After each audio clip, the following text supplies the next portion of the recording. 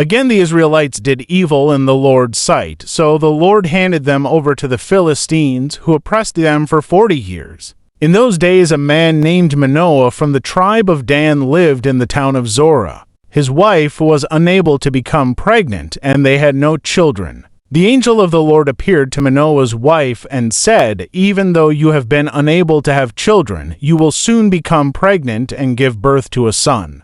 So be careful, you must not drink wine or any other alcoholic drink nor eat any forbidden food. You will become pregnant and give birth to a son, and his hair must never be cut, for he will be dedicated to God as a Nazirite from birth. He will begin to rescue Israel from the Philistines." The woman ran and told her husband, "A man of God appeared to me. He looked like one of God's angels, terrifying to see. I didn't ask where he was from, and he didn't tell me his name. But he told me, 'You will become pregnant and give birth to a son. You must not drink wine or any other alcoholic drink nor eat any forbidden food. For your son will be dedicated to God as a Nazirite from the moment of his birth until the day of his death.'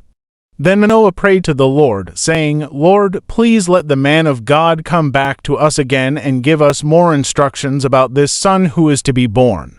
God answered Manoah's prayer, and the angel of God appeared once again to his wife as she was sitting in the field. But her husband, Manoah, was not with her. So she quickly ran and told her husband, 'The man who appeared to me the other day is here again.' Manoah ran back with his wife and asked, 'Are you the man who spoke to my wife the other day?' 'Yes,' he replied, 'I am.' So Manoah asked him, 'When your words come true, what kind of rules should govern the boy's life and work?'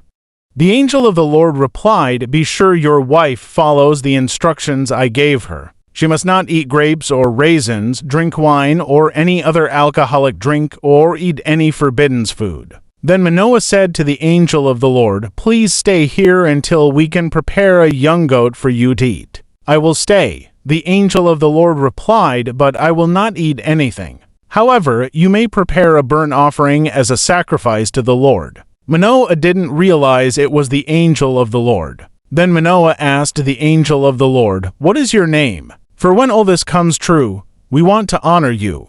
Why do you ask my name?' The angel of the Lord replied, 'It is too wonderful for you to understand.' Then Manoah took a young goat and a grain offering and offered it on a rock as a sacrifice to the Lord. And as Manoah and his wife watched, the Lord did an amazing thing. As the flames from the altar shot up toward the sky, the angel of the Lord ascended in the fire. When Manoah and his wife saw this, they fell with their faces to the ground. The angel did not appear again to Manoah and his wife. Manoah finally realized it was the angel of the Lord, and he said to his wife, 'We will certainly die, for we have seen God.' But his wife said, 'If the Lord were going to kill us, he wouldn't have accepted our burnt offering and grain offering. He wouldn't have appeared to us and told us this wonderful thing and done these miracles.' When her son was born, she named him Samson, and the Lord blessed him as he grew up. And the Spirit of the Lord began to stir him while he lived in Mahanadan, which is located between the towns of Zorah and Eshtaol.